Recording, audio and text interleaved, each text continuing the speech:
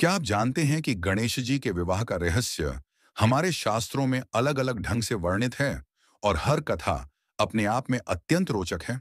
शिव पुराण के अनुसार एक बार कार्तिकेय और गणेश जी में विवाद हुआ कि पहले विवाह किसका होगा। महादेव ने परीक्षा लेते हुए कहा कि जो तीनों लोकों की परिक्रमा पहले करेगा, उसी का विवाह पहले होगा। कार्तिकेय अपने मोर पर तुरंत निकल पड़े, जबकि गणेश जी ने माता पार्वती और महादेव की परिक्रमा कर ली और कहा, माता पिता ही तीनों लोक हैं।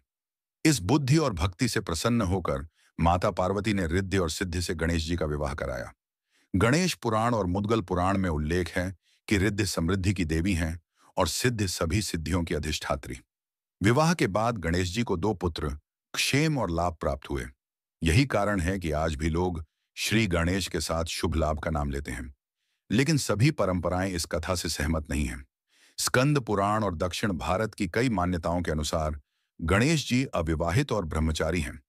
वहां माना जाता है कि गणेश जी का विवाह नहीं हुआ और इसी कारण विवाह संस्कार में सबसे पहले उनकी पूजा की जाती है, ताकि किसी प्रकार का विघ्न न आए।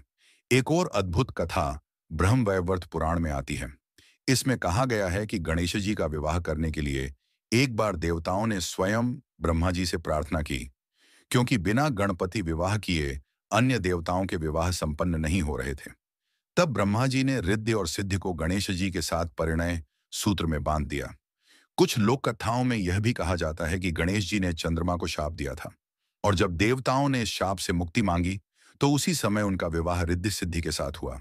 इस प्रकार अलग अलग शास्त्रों और परंपराओं में गणेश जी का विवाह कई रहस्यमयी और प्रेरणादायी कहानियों से जुड़ा हुआ है।